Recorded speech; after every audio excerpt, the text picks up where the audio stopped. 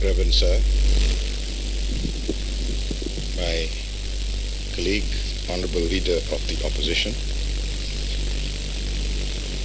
distinguished members of the Parliament of the United Kingdom, Dr. Ganepola, President of the World Federation of Sri Lankan Associations, Mr. Douglas Wickramaratne, President of the Sinhala Association of Sri Lankans of the United Kingdom, Mr. High Commissioner, Mr. Ambassador, ladies and gentlemen. I am especially glad that I have been able to be present today because I was unable to accept your invitation on the last occasion. On the last occasion, you asked me to come to Canada, but I couldn't accept it. This time, I decided whatever the obstacles, I would come. And despite a lot of terrorist effort, as you can see from the headlines, I have managed to come.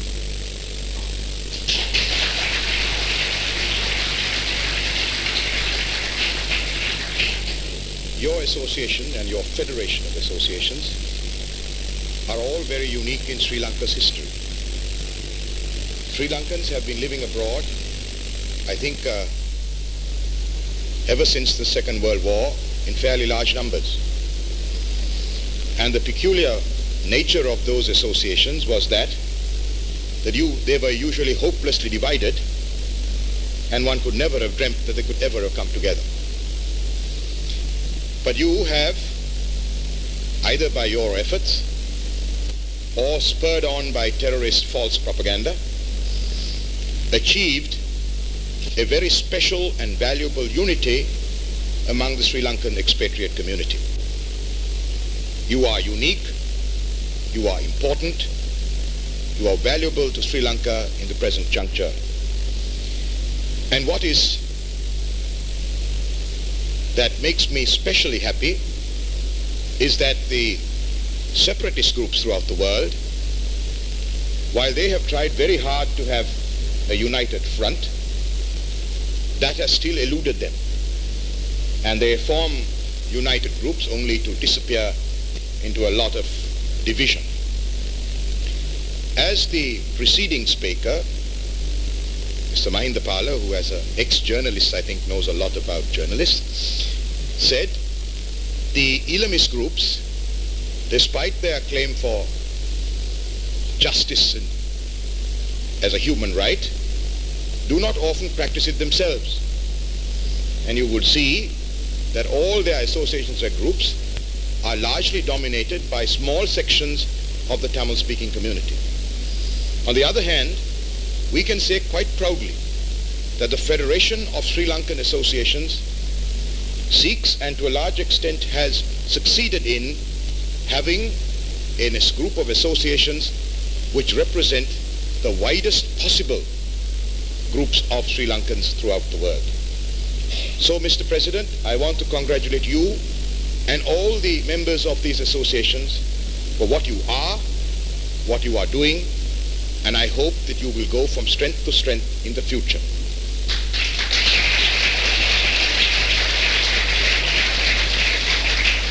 As far as the government of Sri Lanka is concerned, I promise you that we shall continue to support your efforts in every possible lawful way that we can.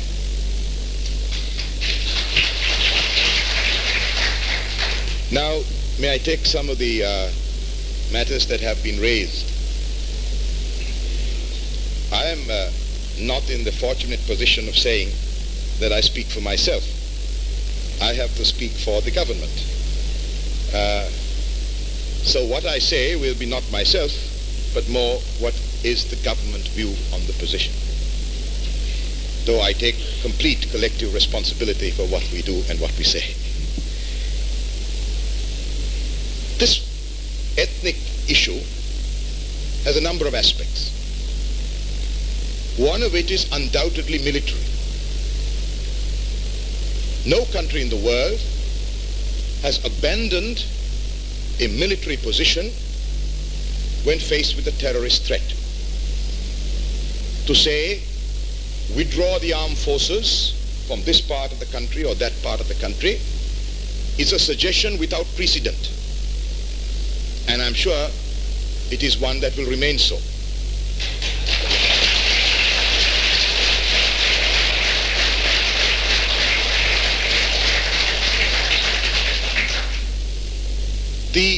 It is easy to say, and as a statement I would not disagree, that the security forces of Sri Lanka, including the police, must protect every citizen and every place. It's very easy to say it, and there is nothing wrong in saying it. But if one were to analyze it further, it is not possible, it has not been possible for any government in history to have security forces stationed in every spot in their country. That must be clearly understood. As far as Sri Lanka is concerned, this was particularly difficult. Difficult because successive governments, we may say wrongly now, but certainly rightly at the time they were conceived, followed a policy of not strengthening the security forces. We were all very proud of saying, whether it's the government of the United National Party or the government of the Sri Lanka Freedom Party, to say we spent all our money, as much as we could, on social and economic development. I remember we used to say we spent less than 1% on defense, and we were all very proud of it. I remember we laughed at other countries spending so much money on defense. But circumstances have changed. And when circumstances change, it takes a little time to adjust, because that's unfortunately the way of democracies. Always terrorists begin earlier. Always they do it in a clandestine way. They collect money, they organize themselves, they train themselves. It's only when they feel they are sufficiently strong do they begin an attack. Then when you seek to do something, when you seek to curb it, your political opponents, and I'm not trying to suggest that they do so with any insincerity, they question your spending money on security. They say, why are you wasting money? They say, why are you taking steps to curb this in this way? Then you have to meet that. I can give you a good example, and I'm not trying to make it as a political point. The one thing on my good friend Mr. Anura Bandaranayake and I agree is that when we leave Sri Lanka, we don't come to make partisan political points.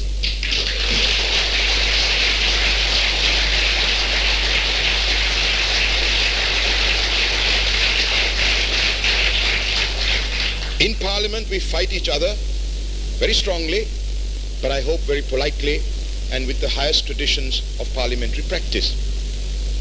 But there I remember the incident where in 1979 we brought in the Prevention of Terrorism Act. Now there the opposition took the view that this draconian piece of legislation was unnecessary, that you are trying for a military solution, that really you should be looking for a political solution. That was the approach. I'm not saying that they did it with any insincerity, please don't get me wrong. But certainly that is what democracies have to contend with. When you spend money on military things, they say, why don't you do the political? When you go on to do the political thing, they say, why are you ignoring the military action? Now the dilemma exists. It doesn't exist for totalitarian regimes. It does exist for democracies. It is only in the recent years that the Sri Lankan security forces, which had been playing a largely ceremonial role, were converted and are being converted into a reasonably effective fighting machine. But it cannot happen overnight. You tell me, place security forces everywhere. Jaffna Peninsula, North, East, Anuradhapura, Polonnaruwa, Colombo, Kandy, everywhere the terrorists think of attacking us, you place your security forces. A very good thought.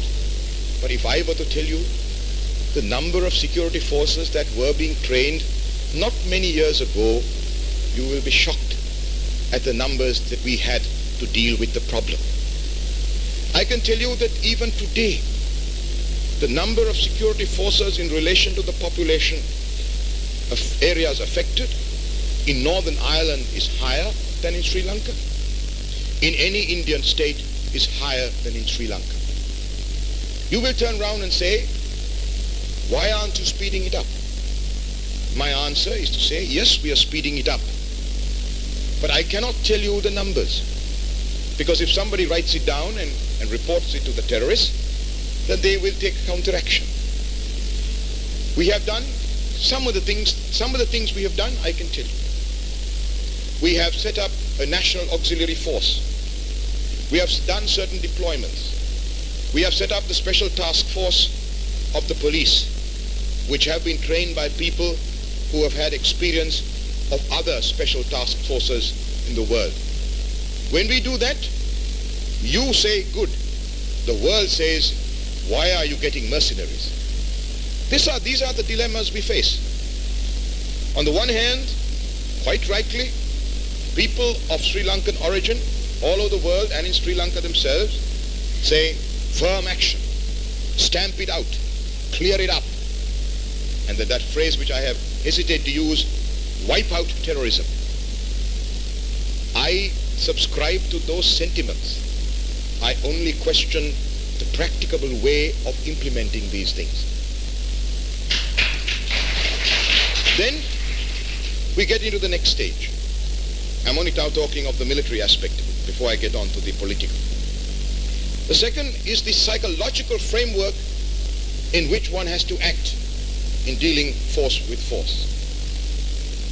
One is, if you act too strongly, the world criticizes you. If you do not act, the community criticizes you. Then when you are fighting an issue, you take a tough line, you go on the offensive, and then suddenly you suffer one defeat. And then your own supporters say, oh, look at what is happening. Anuradhapura happened. You had a whole group of people who were despondent. You need a community who would accept certain reversals in the course of meeting terrorist threats. There is no way by which you can win every round. That's never happened anywhere in the world. But you need a people who are prepared to accept those reversals and not allow their determination to end terrorism to be affected by such reversals. That is what we need. Now, when you take these two things into account, while I say, and I think nobody else will challenge that in the face of a terrorist threat, you have to be firm. There's no way by which you can avoid that.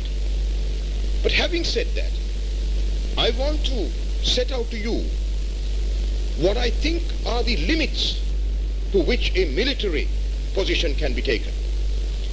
Certainly a military position is necessary to protect your borders. Certainly it can prevent the other side from gaining territory. We have not lost 1 inch of territory.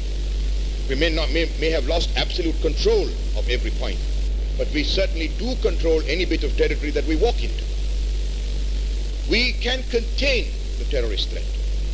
We can dominate certain areas as we increase our numbers. But it will be a tragic mistake to think that all that which we are achieving and can achieve is the end of the story. It would be a mistake to think that is a solution. In the true sense of what a solution means, a solution must ultimately attempt to satisfy all the people of Sri Lanka, at least the mainstream of all the communities of Sri Lanka. There is a military arm, there is a security weapon, but there is no security solution as such. There is only a political solution. A political solution can be influenced by a strong position taken on the military side. But please, however much you want strong action, Please do not confuse that with a solution of this problem. Now, in the political question, there are many things we have to face. One relates to world opinion. That is what you have to face almost as much as I have to face. World opinion has been affected by the fact that the separatists had a lead over you. They began early. They organized themselves before you did. They played on the natural susceptibilities of the world's liberal belt. The world's liberal belt was North America and Western Europe. I have lived here long enough in these areas to know that there is a subconscious assumption that majorities oppress minorities. Particularly here, perhaps they forget the basic policy of British administration was to favor the minorities over the majority.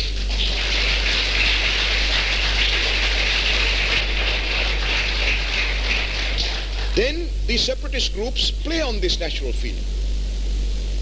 And without examining the facts too much, they go into a kind of syndrome of backing the minority, the so-called underdog, against the majority. You face that with the world press. I will give you a classic quotation from a reputed international newspaper which shows the incredible confusion in which the Western liberal, with whom I sympathize a great deal, falls into when he falls into that kind of syndrome. I read in the paper of August the 2nd of 1983, a reputed international paper which I would not name.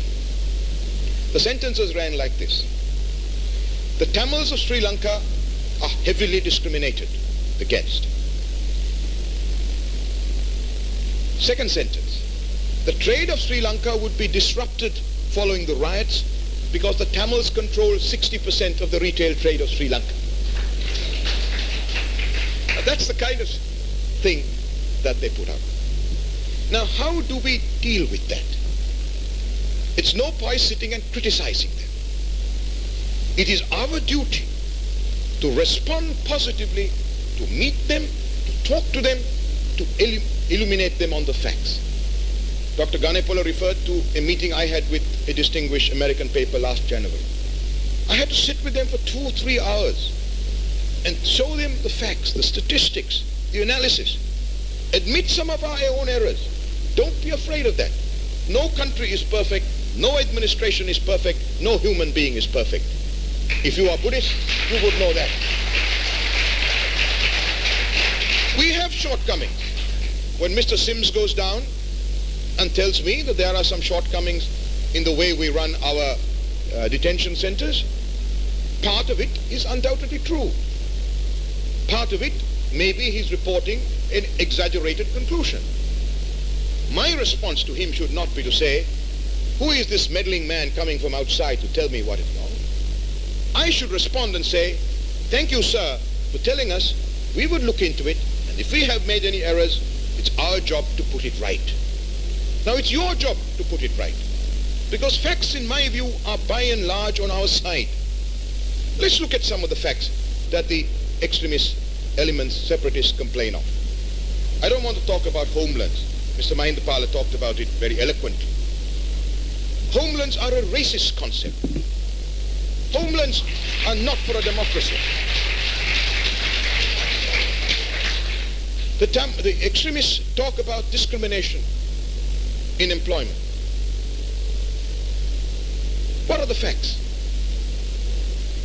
In public employment in Sri Lanka, 73% of government jobs belong to the Sinhala community. 23% of government jobs belong to the Sri Lankan Tamil community. Only 4% go to the other 2 minorities of the Indian Tamils and the Muslims. If anybody has a right to complain about discrimination in government jobs, it are those 2 small minorities. But they are not complaining about this. They are for a united Sri Lanka. And of the 23% of government jobs, 22 of that comes from Tamil-speaking people from the Jaffna district. Now, if, for example, let's take engineers in government employment. Of the engineers in government employment, 228 are Sinhala and 199 are Tamil. My figures may be about 6 months out of date. I haven't checked the last 6 months. Now, these are facts that need to be known. If, on the other hand, there has been a falling off of employment for any particular community in the recent past, then we have to seek to find some solution. My good friend here will tell me that supporters of his party, their employment has fallen off in the last 8 years since we have been in the administration. He might complain of discrimination. These are part of the Sri Lankan political scene. One of the areas that they complain of is university admissions. They say the present system is discriminatory against the Tamil community. Maybe to some extent there's an element of truth in that. But a proper analysis of that policy has been something else. More students from Colombo are adversely affected by the university admission rules than are students from Jaffna. I come from a Colombo district constituency, and more people in my constituency are affected than any comparable constituency in the Jaffna Peninsula. Why have we adopted this scheme? Because we want to democratize educational opportunity. While the scheme may have limited people from Colombo and Jaffna, certainly in the Tamil-speaking district of Batticaloa, more people have gone to university than they had before the present scheme of admissions was brought in. Now, on the other hand, when I talk to the young terrorist boys, and pardon me for calling them boys, but when they are captured, they are very docile. I want you to understand their point of view as well, because there's no point ignoring that. They tell me, sir, I got 255 marks and I didn't go to university. But I know a man who got 240 marks and he went into the same faculty. And then I tell him this whole story about this is democratizing education. He says, I agree, sir, with all your intentions. But the fact is, I got more marks and I couldn't get into university.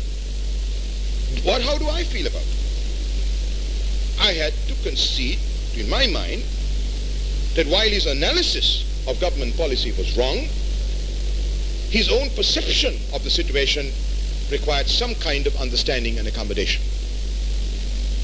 That's one of the reasons why we sought, in the University Amendment Act of 1985, to permit private degree awarding institutes.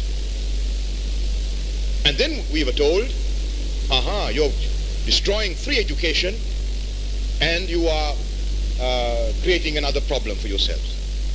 I had to tell them there will be no destruction of free education, because soon, very soon, everybody who goes to university will have a Mahapola scholarship in his pocket when he enters the portals of the university. Now, these are the kind of problems we have to face. The terrorists don't seek life. The terrorists make use of every opportunity to create a false perspective. I'll give you a good example.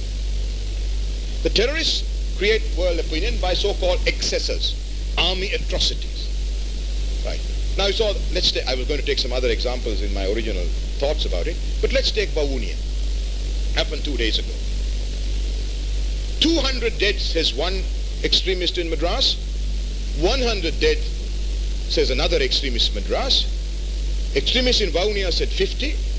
Our body count showed 19, but now we have found 3 more, and that's 22. Right? Now, why does the terrorist extremist say 250 or 200? For a very simple reason. A South Indian editor told me the reason. He's a Tamil. He said to me, where they used to come with stories of saying 10 dead, 15 dead. I told them in India that's happening every moment, and that won't make any news at all. So the man in front of me immediately put another knot and said 100 dead or 200 dead. Because that's the only way you can sell such a story in India. Now, those days, the press here used to pick this up and believe all of it. Now I'm rather happy to find that at least they put their claims in inverted commas. The terrorists then spread a story saying the army set the bomb to blow itself up, and thereafter used this as an excuse to attack innocent people. Now that's the kind of ridiculous nonsense that is being thrown out. The fact is that the army did not do that they set the bomb very close to an army camp, that there was an altercation, and that 22 people have died, and of this 5 are Sinhalese people. And one of them is a Sinhalese child. Are they suggesting then that the army, which they call the Sinhala army, which is not true, killed Sinhalese people? Now, I'm giving this as an example of how easy it is now becoming for us gradually to break down the falsehood of terrorist propaganda. A lot of things that have to be done. When it comes to the panel discussion, I will express my views on it. The terrorists are facing another problem. World opinion is beginning to change. Beginning to change because the world is beginning to understand it more.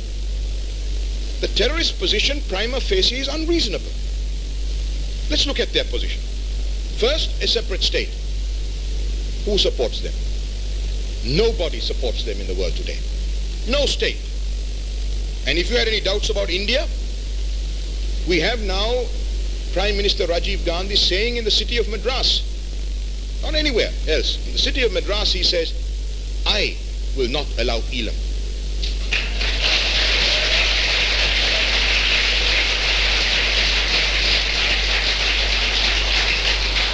And I means not only him but India. Why? I talked to His Excellency Rajiv Gandhi on the 9th of February 1985. I can't disclose to you what those discussions were, quite naturally. But since then you have seen a process which has been developing. But one thing is now clear to India. To general Indian opinion, Elam is a time bomb for India. If 2 million people are entitled to a separate state because of a language they speak, a fortiori 55 million people speaking the same language have a greater right. So much so, not only that, but every other little group. So Elam ultimately in concept, in application, is a denial not only of the unity of Sri Lanka, but the unity of India. Now for a long time, we didn't begin to appreciate that. Partly the fault is ours. There were many of us who thought taking an anti-Indian stance was the most profitable thing to play to the Sri Lankan gallery. I must confess that at the time when I advocated a more rational policy towards India, I almost felt that not many people were around with me. But today, it is different. The whole of Sri Lankan opinion has moved round to the position that we have to use the good offices of India to some extent to help settle this problem. So the terrorists have lost that. Second, what happened? What did Prime Minister Rajiv Gandhi say?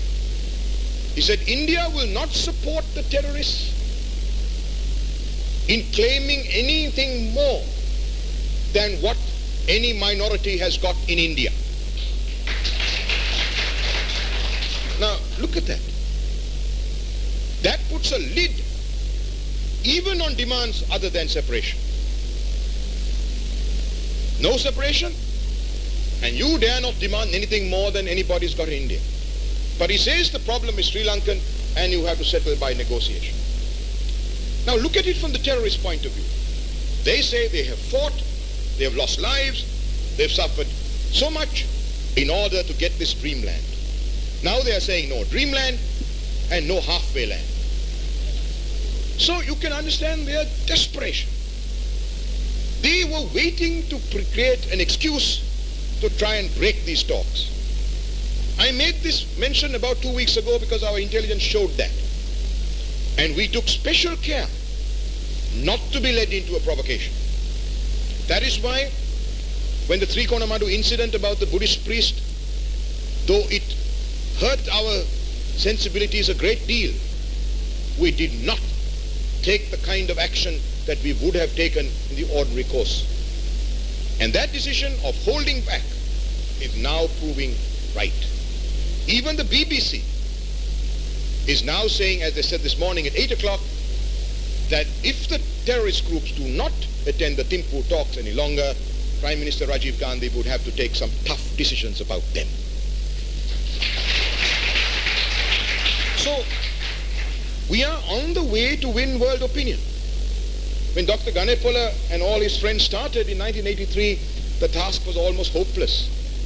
That is why I have great respect for Dr. Ganepola and all his friends, both in the United States and the United Kingdom, who helped us at that time. But now you have to pursue this. You have to show two things. One, that the terrorist demands are unreasonable, that the world does not accept. Second, that Sri Lankan government is committed to a political solution.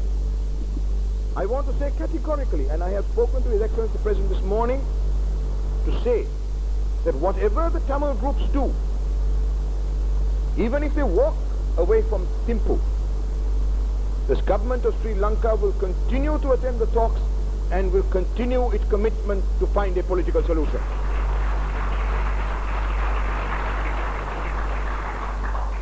Of course, going out of Thimphu is rather difficult. The Indians control the transport.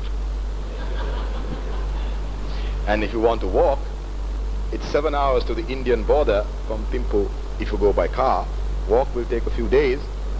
And I'm told that when you go down there, boulders keep dropping from above. It's pretty dangerous for terrorists. Now, world opinion.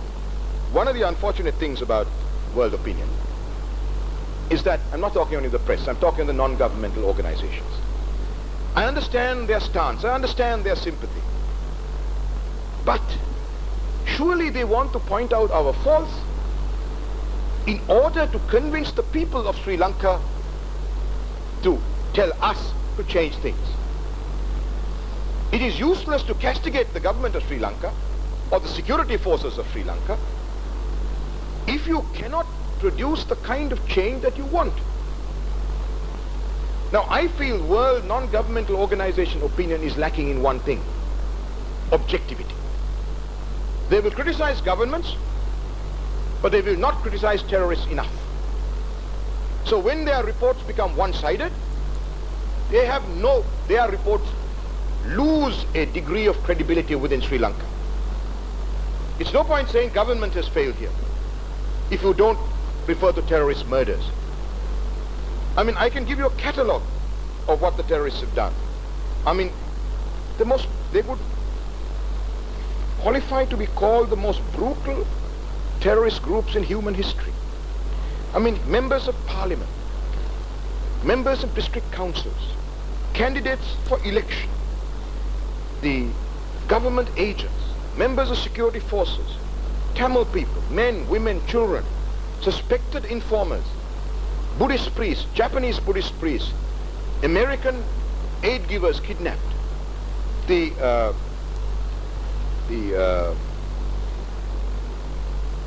everyone who's hacked to death has a slogan attached to him, quite often settling off private scores by hacking somebody to death, saying that he's antisocial. So much so today, the lamppost is no longer the giver of light, but the symbol of terrorist barbarity. Where is the world press talking about that? Where are the NGOs talking about that? I'll give you an example of one NGO which I belong to, for which I have the greatest respect, but which I am worried about their objectivity. I'll give you one example. This NGO has listed people who have been killed by so-called army excesses. They jumped to that conclusion even before the judicial inquest report was out. They go on hearsay. They go on affidavit evidence which is often false and which has not been tested by cross-examination. I have just got out 69 judicial verdicts as a result of the inquest we reintroduced in July of 1984. And in 69 of those cases, the judges held that the security forces had acted correctly. The papers were then sent, as is required by our law, to the Attorney General. And the Attorney General has held that there is no case to proceed against the security forces in those 69 cases.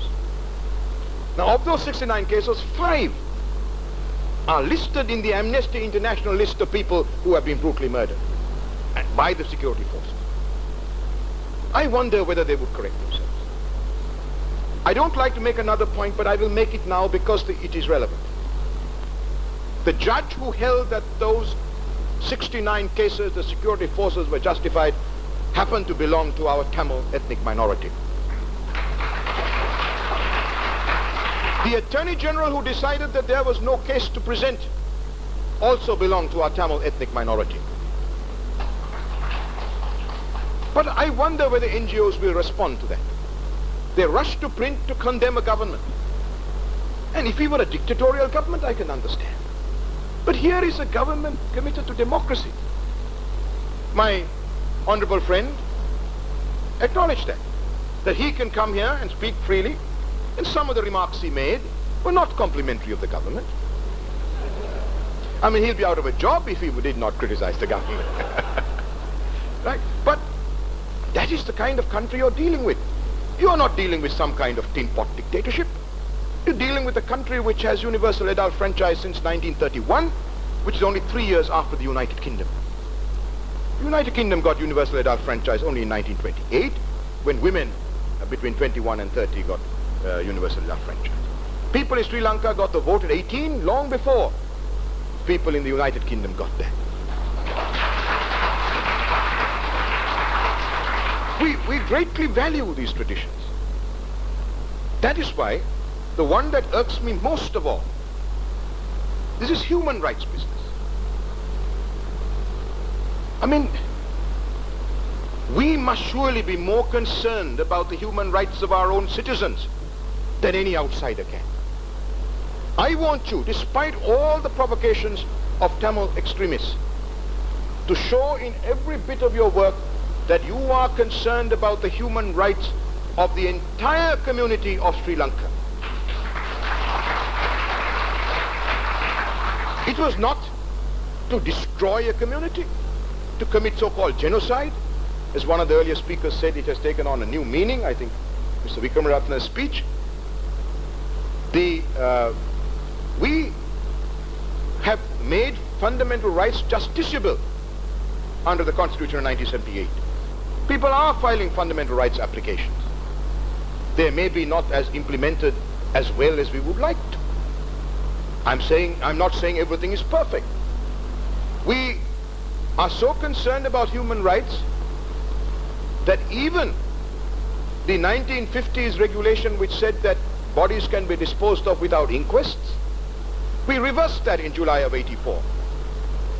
And I must say, I want to claim credit for that for myself, because when I saw the regulation and found that I had to enforce it, it became abhorrent to my own training. And I felt I couldn't survive in a democracy as a minister if I allowed that to mean that somebody could be disposed of without an inquest. But where have the NGOs given us much credit for that? I found one 2-sentence line somewhere in Amnesty International because I brought it personally to their notice. Right? For that I am grateful. Then, not satisfied with that, next month we are sending to the United States a group who are to study how the United States dealt with its ethnic problem through the judicial process. That is headed by Deputy Minister Shelton Ranaraja, whom everybody will concede has been one of the most fair-minded people in Sri Lanka's parliament on ethnic issues. The three people going with him. See how fair-minded we are and how democratic the country works. First, one is a Sinhala lawyer. The other is a Tamil lawyer. Third is a Muslim lawyer. And to show how democratic we are, two of them are women. So, on the human rights issue, I want you to go in. Tell the world we are concerned about it. The separatists are really racists. You would talk to them privately, they will tell their European and American friends, you know, we are more industrious, we are more hardworking, we are better educated. Those are all basically racist assumptions. We have to destroy this. No community is necessarily more intelligent than another. Individuals may be. No community is necessarily better educated than another except by historical circumstances. So we must expose the racist approach to their problems. They are, when they talk about homelands, they talk about separate development. In other words, they are using the terminology of apartheid. That is what they are. But we must not be frightened about it. And as you go, there may be mistakes. There may be errors. There may be the odd soldier who in the heat of the moment puts his gun into automatic and sprays bullets which kills some people whom he did not intend if he had time for rational thinking. Admit all that. That happens. We must correct that. We try very hard. We give them instructions. We train them. We do so many things like that. But that does not give us any reason to be ashamed of our human rights record. Sri Lanka, by and large, can be proud of its human rights record. And if there have been any failings from time to time, then we must be open enough to put it right. The terrorists will never put it right. Those people here who go and talk about human rights are actually remitting money for individuals' human rights to be violated in Sri Lanka. This propaganda, unfortunately, went wrong recently, as the truth must always come out. The truth came out because of the so-called refugees. So-called refugees. You know, I am not so very upset about them. I think by them coming, so many people in this part of the world come to understand the truth of it. That they are not coming because they are discriminated, but they are coming because of a number of other reasons. Some are coming for economic reasons. Some are coming because of fear and tension. But when they come here, they cannot say any of those things. They have to say, the Sri Lankan army committed brutalities and we are running for that. Because if you say the terrorists committed brutalities and you come here, they'll say, oh, that's not a ground for asylum, go back. But if you say the army of Sri Lanka, the government of Sri Lanka committed atrocities, therefore you must go gain entrance, then there is a little bit of sympathy you get in. In Holland, on my way I had a discussion with the Dutch authorities. They were getting $300 a month as so-called refugee pay. And I told them, well, if that's so, I'll come because that's an increase in salary for me.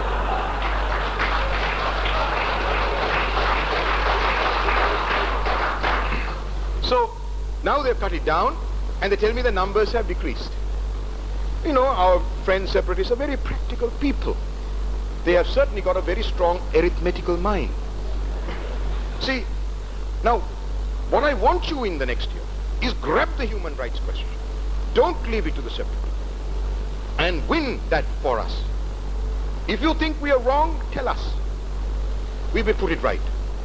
Because we are ultimately more concerned about the human rights of all our citizens than any foreigner can ever be.